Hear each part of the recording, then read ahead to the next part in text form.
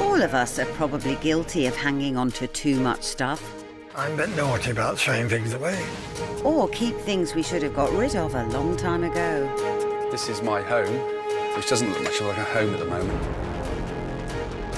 But when does a messy house become a hoard-filled home? She had an animal. I just slipped into it. We meet the extreme hoarders, who can't seem to throw anything away.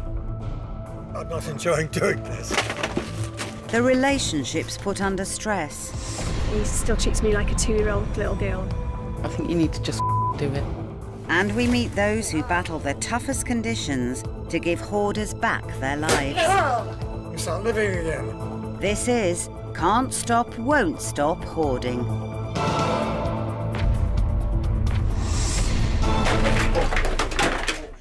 You okay? In Cardiff, South Wales, lives 82-year-old Brian Ward. His 3-bedroom detached home has an immaculate garden.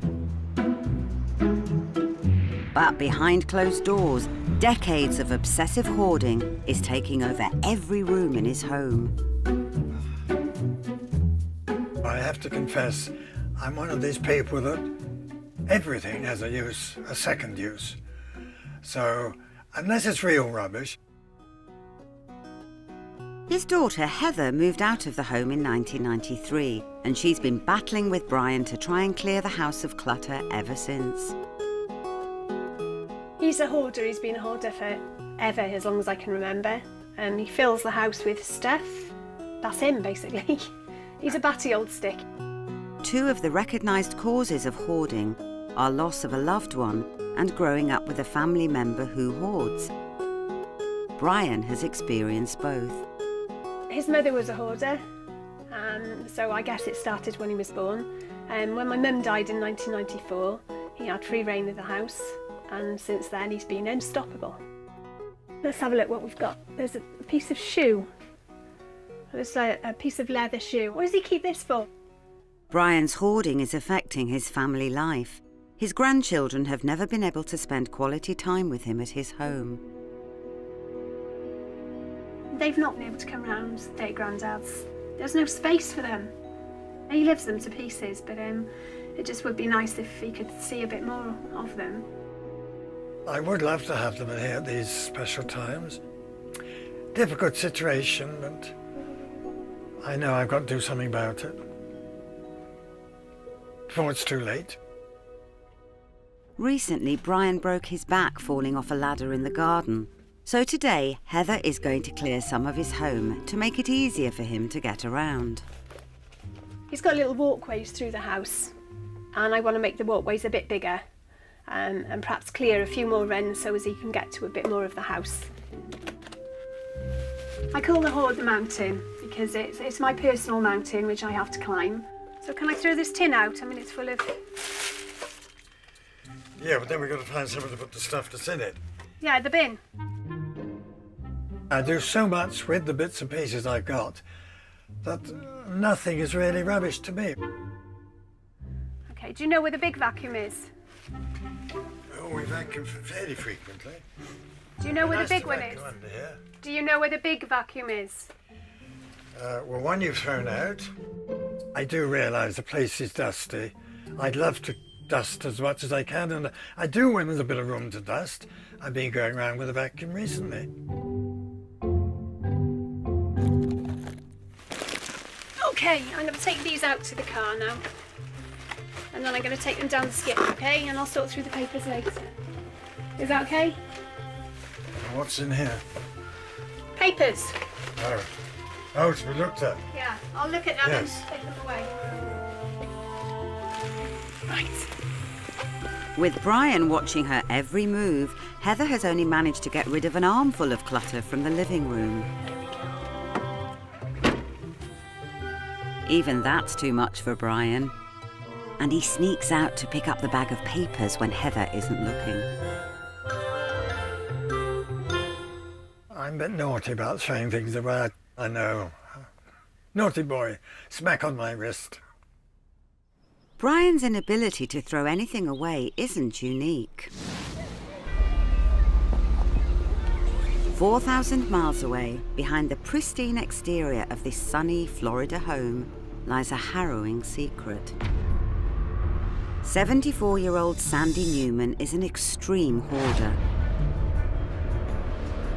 Every single surface of her house is littered with rubbish. After a heart attack left Sandy with depression, she stopped throwing anything away.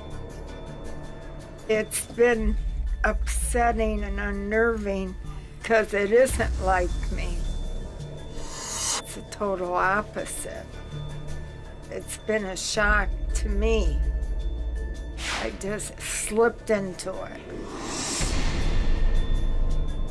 I cleaned and kept a nice home, did a lot of cooking. I was neat as a pin. Sandy lives alone and has managed to hide her hoarding from everyone around her by not allowing visitors inside her home. It gets claustrophobic at times, and then I get up and go out somewhere. Sandy admits that even her sons, who live thousands of miles away in other parts of the country, don't know the extent of her hoarding. They'd be shocked, because that's not how they were raised. They haven't been here in a couple years. I've gone out there to see them. They have their own lives, and everybody has their potholes in the road of life. But today, help is at hand. Oh, we do have to wait? No, we don't have to wait for her. A specialist team of cleaners have been called in by Sandy's best friend Sharon, who saw the state of the house and decided something must be done. Any of her bills, anything like that, I'm going to show you where we're going to put a little spot. Spalding Deacon are the largest hoarder cleanup specialists in Florida and handle an average of 4 cases a week. Today, the team is headed up by case manager Tasha Patrignani, who spoke to Sandy's best friend. Oh, there's a lot of stuff under there. Well, what I had found out from Sharon was that they've been friends for like 9 years. And Sharon got the issue, was like, you know, we've been friends for so long and I've never been into your house. For 9 years, you've never invited me over. So that's what prompted her to come to the house and say, you know, what's going on. When she walked into the house, she was like, why you're living like this? You know, why didn't you tell me?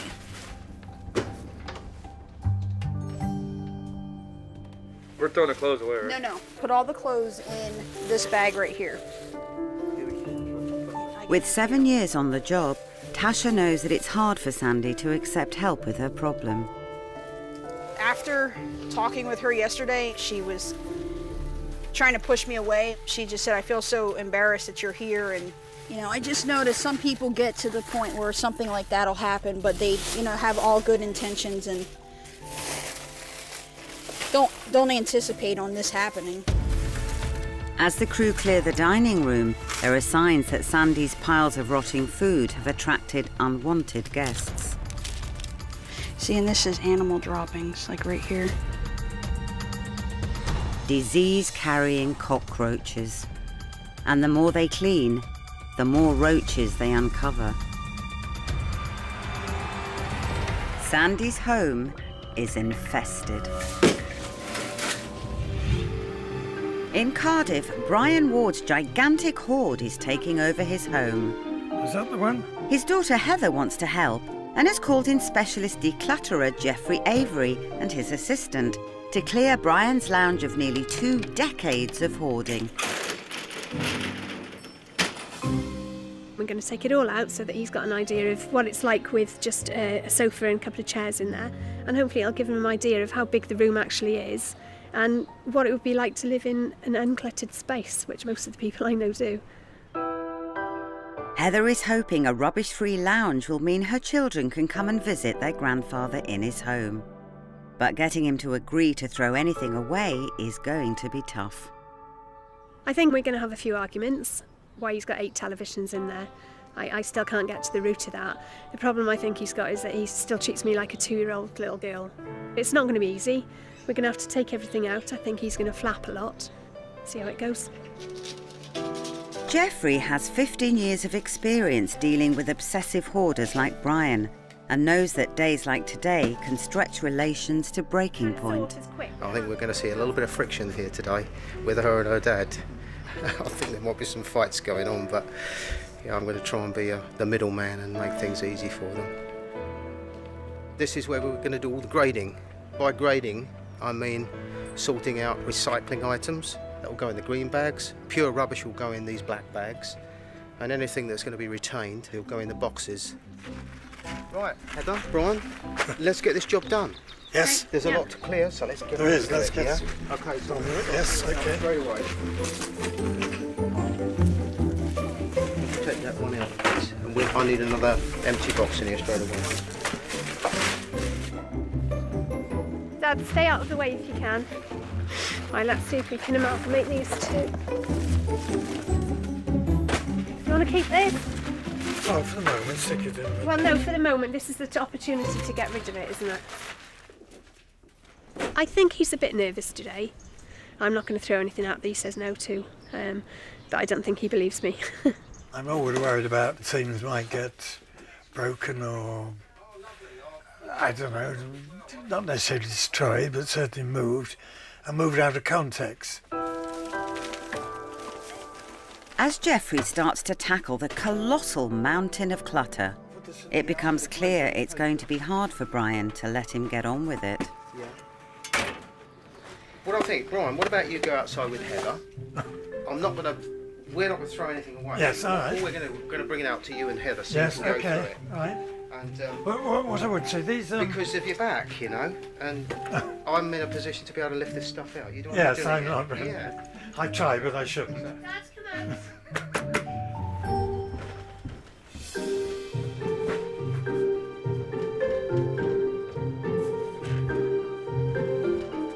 Well, what do you want that? Do you want that in or out?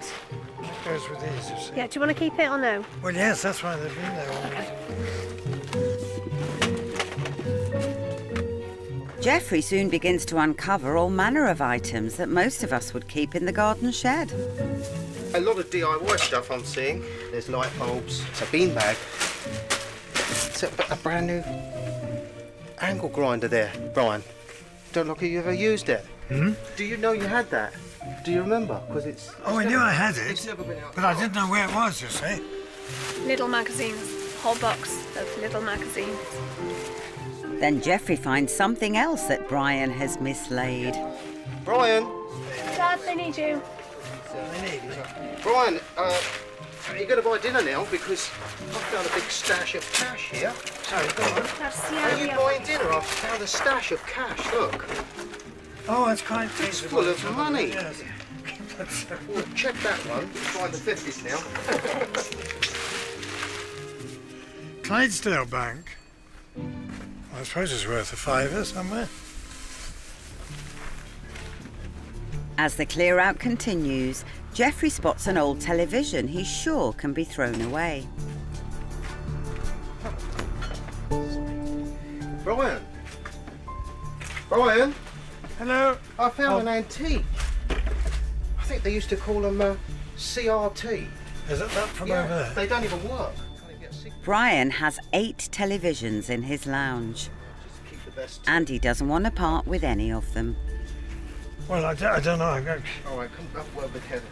So, don't you think, Heather, that your dad... Dad, why are you keeping the TVs?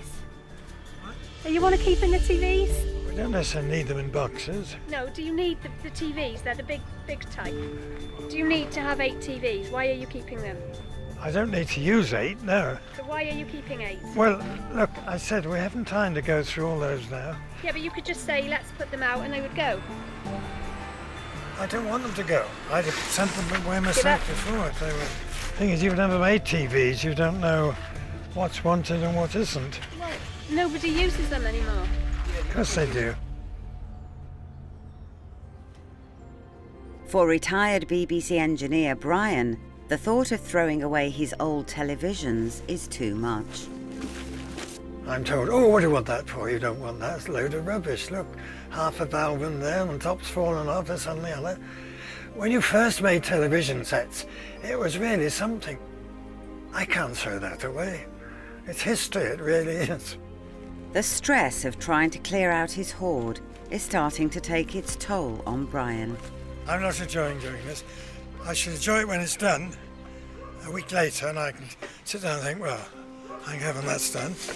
But I'm not enjoying doing this.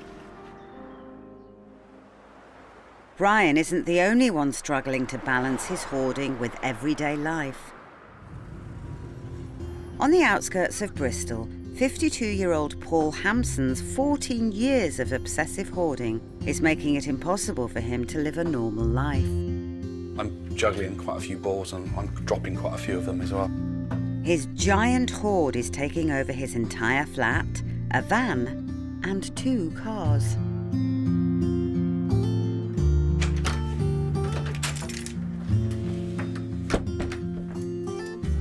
This is my home, which doesn't look much like a home at the moment. My bedroom's really cluttered up with things. Got a bathroom, quite a lot of clutter in there as well. Even though it's in a mess like it is now, it still feels like a home. Actually, this is rubbish. This is rubbish. This is something that's going to go in the bin. It really is a storm in a teacup, keeping unnecessary items. Paul thinks he can identify the triggers that set off his hoarding. Various traumas over the years set up in me a sense of loss. I think that's a common denominator with people who keep things. And I feel a bit emotionally empty if I didn't have things around me. Paul's flat is now overflowing with so much mess that he can't access the main rooms without going outside. For me to actually get into my living room, I'm actually going to have to go out through the front door, down the steps, to the side gate, round the side, up the steps, to the side door, through the kitchen to get into my lounge. Very cluttered, the kitchen. I moved here about a year ago and I just moved everything in and I kind of moved a few too many things into the kitchen. I've got things that would normally be in the cupboard, really. Bits of tools and yeah, generally things that haven't been put on the wall yet. I've come to accept it as normal and I still have a lot of hope to move forward and get this situation sorted. I've lived like this for a long time and it gets so painful sometimes you have to do something about it in the end. Yeah, with the support of other people. I can't always do it on my own. Paul's main support comes from his girlfriend Sharon. They've been together for 6 months, but she has never actually seen his hoard. My relationship with Sharon has been very honest from day one. I don't have to be a people pleaser or skirt around any issues. Now, I don't really think she knows the extent of my cluttery, hoarding life, but I think she'll be understanding.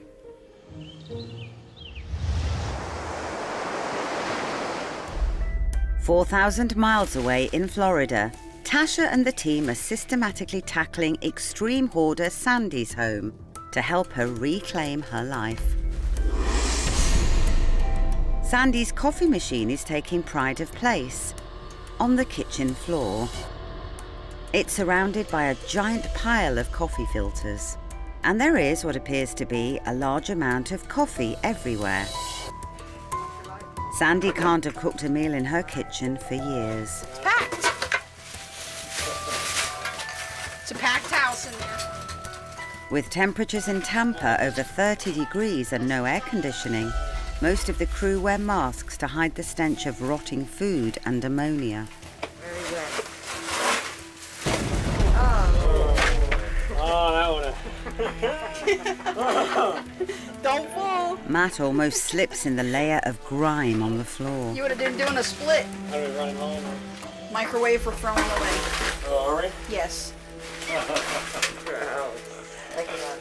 Not like spaghetti. Eggshells. She liked eggs the most, and it looked like it caught on fire.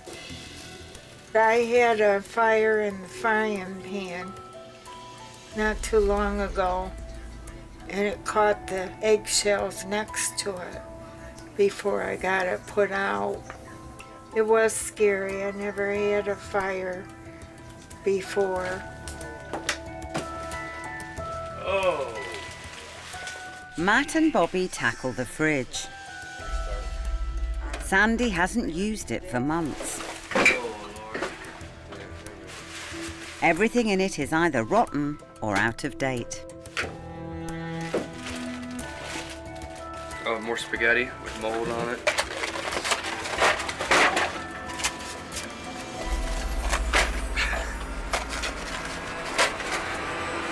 Ready? Oh, that's not too bad. That's edible. Fast food, that's perfect. Then Matt finds an old can of beer. 07. No, July 7th. The date on the can could mean Sandy has been Yeah, it could be hoarding July for 7th, 9 04. years. No, I used That's- to work at Pep. That's got to be 04. Yeah, it's It's got to be 04. yeah, it's 69 years.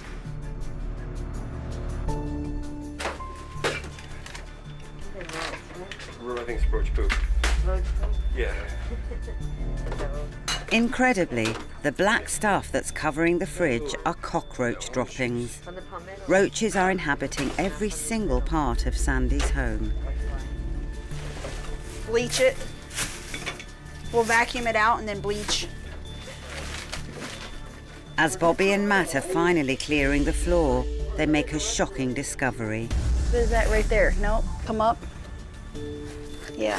What they thought was coffee turns out to be something even more alarming. Yeah. Yeah. There are bags of human feces in the kitchen, and some have burst. When my bathroom stopped working, then I would go to the bathroom in bags. That's what, and I didn't get them thrown out yet. Nick goes to investigate Sandy's bathroom to see if he can unblock the toilet and get it working for her. Yeah, you okay? Yeah, I'm fine. Yeah, I'm fine. That's the hole. No. Nick's fallen through the bathroom floor, and his head narrowly misses the blocked toilet. No, it gave way. Like Yeah, it will. That's what I'm saying. very water damaged. As the crew's first day of cleaning ends, a shocking picture of Sandy's living conditions is emerging. She's living in a potential death trap, surrounded by bags of feces and an infestation of disease-carrying cockroaches.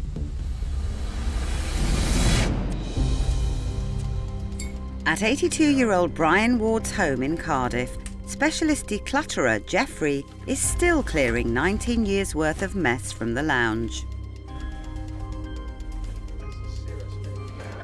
They are removing Brian's clutter overnight to show what life could be like for Brian if he cleared his home. Have a little tipple later. We're not throwing anything away. Sorting through 2 decades' worth of possessions is bringing back memories for Brian. It is upsetting for me because a lot of stuff from my wife Ruth, she died after Alzheimer's disease and she died at 59. She started it at 42, so we never had much of a life together. Those can go out. He can't stop watching over Jeffrey and Heather to make sure nothing gets thrown out when he's not looking. Those are Transformers. And the more stuff they move, the more distressed Brian becomes. Crouch at the box isn't very clever. This is why I do it on my own. Soon, Brian feels like he's losing control. Can't keep eyes on everything. Oven cleaner. Yeah, it still works. It's rubbish. It's a bag. It's rubbish. That's all right. And it's not only Brian that's getting frustrated. What's this? Do you want to keep this phone? You don't need this, do you? Look, it's Well, disintegrated. yes, I do keep it. Yes. Why do you want that for? It's for padding. But what for? Oh, never mind now. Yeah, but Dad, why do you want to keep it? I It's can't too small for a query everything. No, but I'm just querying the rubbish, the foam. Why do you want the foam? It's not rubbish, it's foam rubber. And it's Let's just disintegrating. concentrate on the stuff that is rubbish. So that's changed the subject then, is it? So he wants to keep the foam, righto. Foam is too small for a chair. I don't know why you'd need a piece of foam. You can buy one if you need it. That's disintegrated. I promised him I'm not going to throw it out, so I won't. But why not? Because I want it. With Brian refusing to throw away even a piece of old foam, tensions start to mount. You don't trust me, do you, Dad? What? You don't trust No, me, I don't. do you? No, No, why no, not? really. Why not? Why not? Because I know you're a bone. Why? What do you think I'm going to do? Window lean. Still some in there.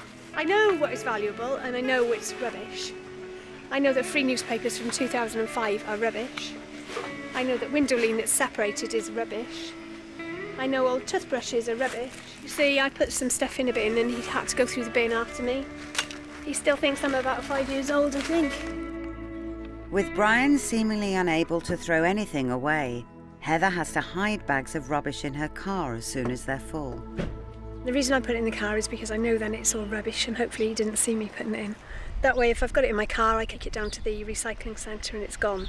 It's not going to come back. If I left it here overnight, I've no doubt half of it would be back in the house by tomorrow. After 4 hours of solid moving, Jeffrey's van is full of Brian's hoard. His belongings will be stored overnight to give Brian a chance to see what a hoard-free life could be like. Heather has managed to dispose of 8 bags of rubbish, not quite the mountain she was hoping for. Finally, Brian and Heather are about to see the lounge clear of clutter for the first time in nearly 2 decades. Oh, look at this. Oh, wow! Space. Let's have a dance. Let's have a dance. No. On 2 No. shops. It's good, isn't it? Sit down. Great. Hey, I'm sat on this sofa in about 20 years. Oh, wow. Oh, gosh. What do you think, Dad? It's like living again. Having people in. Just got Children the in. rest of the house to go now, and the kids can come round. Well, we made a start. There was a bit more room in each room there.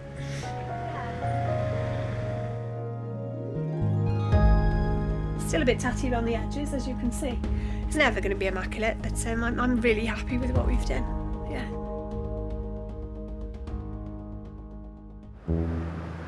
"45 miles away, in Bristol, Paul's enormous hoard has taken over his entire 1-bedroom flat, van, and 2 cars.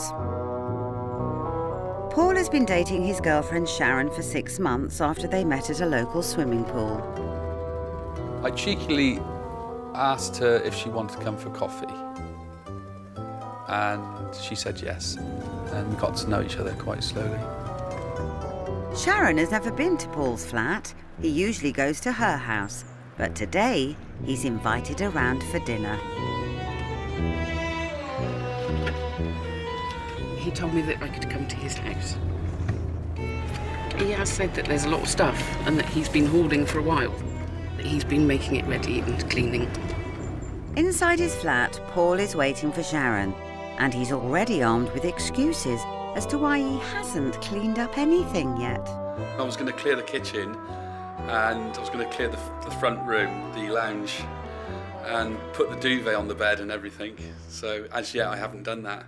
When Sharon comes through the door in a minute, I'm going to be very apprehensive. There's no way I could live with a hoarding house. Today is a big day for Paul. He likes girlfriend Sharon so much that he's willing to take the risk of showing her his hoard. Where were you then? Lunch. I had lunch and I got back here and I just wanted to, come on then, this is it. I was going to put the duvet on the bed and everything. So you haven't? No, why, it's there. I brought it with me. I shouldn't be laughing at this, should I?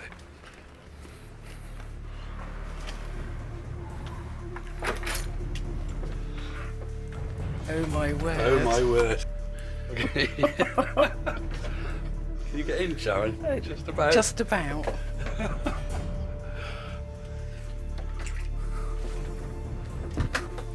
This is what a hoarder lives like. Yes.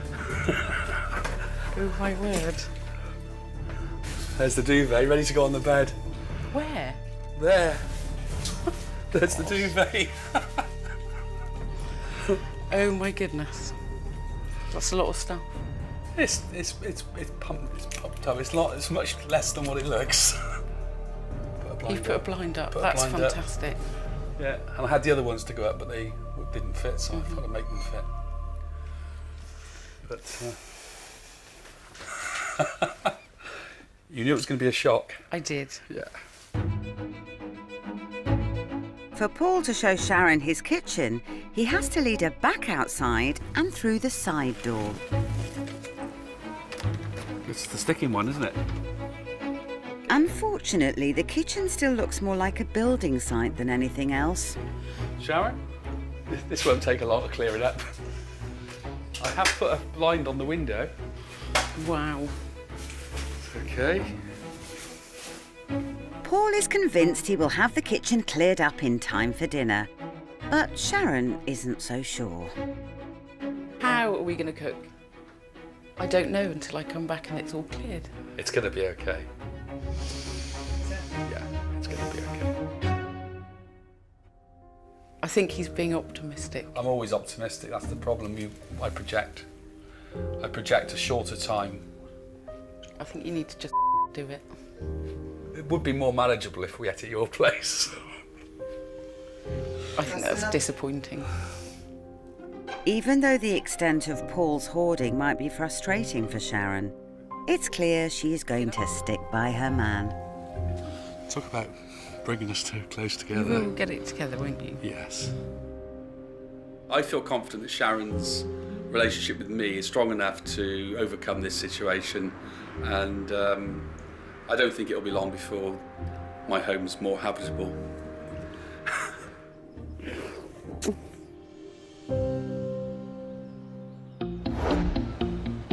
4,000 miles away, in South Florida, Sandy's hoard of takeaway boxes, papers and worthless rubbish grew so big that there is nowhere left in her bedroom for her to sleep. Not even her bed. Oh, I just sleep here on the edge. But I don't turn at all. Never have. I get in one position and I stay there when I sleep. Tasha and the team are back for their second day cleaning and immediately start to tackle Sandy's bedroom. Oh, see the light.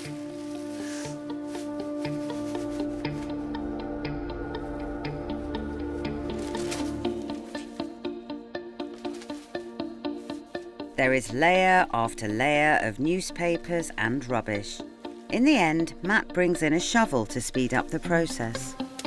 Close your eyes. Dang it. Haven't even hit bottom yet. Oh, I'm seeing I'm starting to see the carpet. She loves her newspapers. No, how does it get like that? I don't know. She doesn't sleep in here, does she? Yeah, this is where she sleeps, on this bed. Oh, on that side? Yeah, Oh, she yeah. stays in one Oh, I little see the spot. It's Cinnabon. Yeah. Cinnabon. It's a what? Cinnabon. Cinnabon, but you can see roaches have been eating it. That's trash. Cinnabon trash. Sandy is a smoker. There are cigarette butts overflowing from every container in the room. Even the waste paper basket is full. Amongst the piles of mouldy food and giant cockroaches, Tasha finds evidence of something that could be even more disturbing. She had an animal. She did? Did she? How do you know? It's in there? Look at the hair. We're gonna find the cat. Yeah, sometimes we find them and sometimes we don't. Berta. This means the team need to be on the lookout for the remains of an animal, most likely a cat. You want me to do it? Oh my God. Nothing. It's paperwork. Then Tasha finds a bone. That looks like a vertebrae. Yeah, those are vertebrae. It's a chicken. Oh, dude, maybe I found it. Let me see. KFC. Fortunately, it's the remains of fried chicken and not a dead cat. Because it's sliced. As Nick is clearing Sandy's room, he finds another door leading off the bedroom. Behind you, that closet. Another bathroom. That's actually another bathroom. It is another bathroom. Yeah. Shit. Is it clean? Yeah, it's actually not too bad. So that's probably the bathroom she's using. There's no plumbing. There's no plumbing? It's common for hoarders like Sandy to avoid calling repairmen for issues like plumbing because they're afraid of being discovered living in such conditions.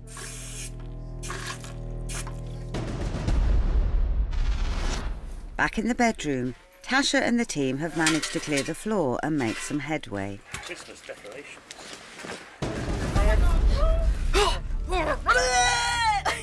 The big palmetto bug. It's coming that way. Yeah. No, it's right by your foot. Oh, come on. Oh, my poor lady was sleeping on this. I don't want to get the sheets off. Oh. Yeah. Oh, yeah. Cockroaches, man. Sandy's bed is covered with droppings, roach egg casings, and rotting food. Yeah, this kind of smell. Used for years and years without being washed. Very human. Come on now, we're making it military style. I know, that's fun. Tuck it. Hospital corners. Yep. After nearly 16 hours and a team of 5 expert cleaners, Sandy's house of horrors is starting to look more like a home. I feel good because I feel like there's hope in sight. You know, it's relief. Little Miss Sunshine's gonna be nice and comfy in her little bed. Even the kitchen is starting to resemble a kitchen. Yeah, it's true. You want to buy her the new one?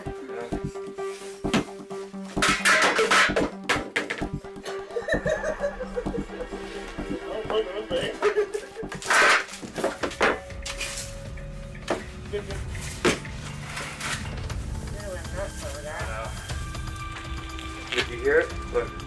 Sanitary. Oh, it is it. Matt starts to hear the cooker sparking. How do I turn that off? Did you hear it? Look. Then, Oh, Here. I'd say not. Bobby has a very close call. Now you know why she had the fire, huh? Tasha!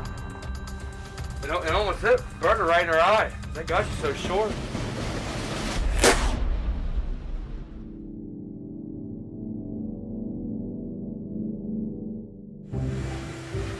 For the past 2 days, Tasha and her crew have worked non-stop to help 74-year-old Sandy turn her life around.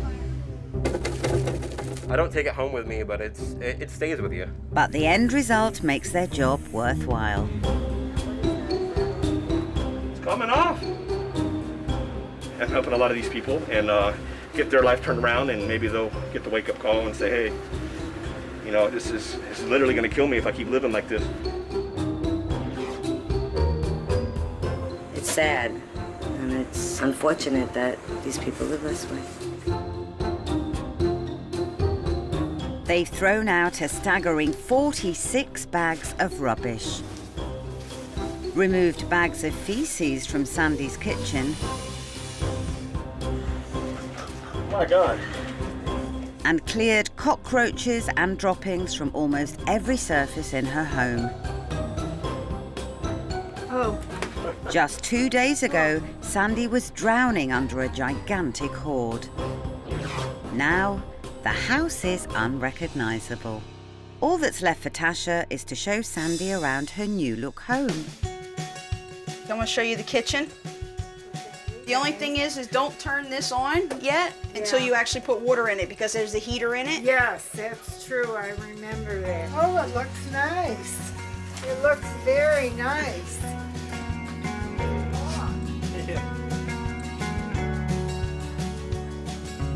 I just can't begin to thank all of you enough. You are certainly welcome. for it. It's nice that you have a company like you do, because I know I'm not the only one that needs it. Yes, ma'am. That's why we're here for anybody that needs the help. You're satisfied with it? Well, it's very nice.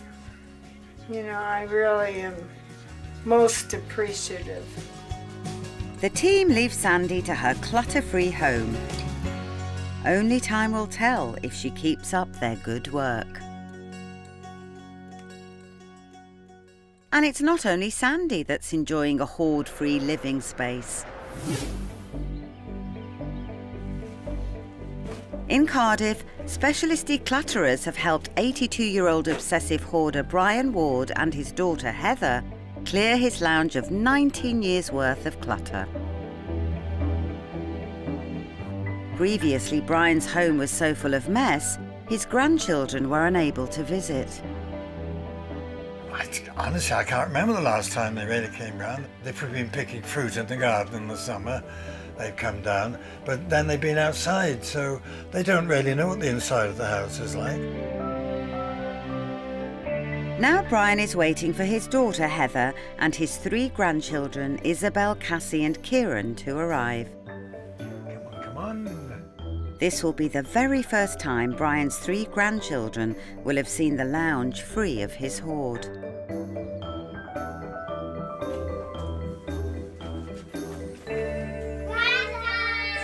Hello, hello.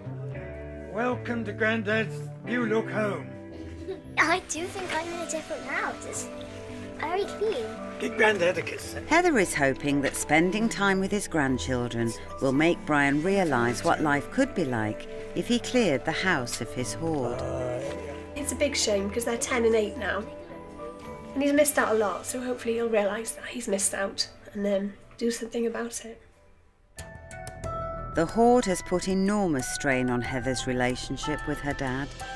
You need to have 8 TVs. Why are you keeping them? So to see it free of mess is bringing back memories of her childhood. I like that picture. You like that picture? I grew up in this house and it was like that. And this is how I remember it. You know, when I was younger, my mum was still here. And that's how I remember it, as happy families. So now it's a bit of the past come back, so it's a bit strange. He's accidentally got stuck in there. I've got to say, it was a lovely moment. I mean, beforehand, I wouldn't even take a picture of them with him in here because it was embarrassing. But I've got a few pictures now for the family album. Yeah. It's wonderful to have them there, and the light in their eyes. I certainly hope this will be a motivation for me to keep the place tidy. And there is one thing all the family agree on. Do you think Grandad should clear the rest? Grandad, stop your hoarding! I know, everyone tells me. I said Grandad again, I feel like that. Gotta clear the rest. Oh. I have missed out a lot on that, and hopefully we can make up for lost time in the future now. Oh.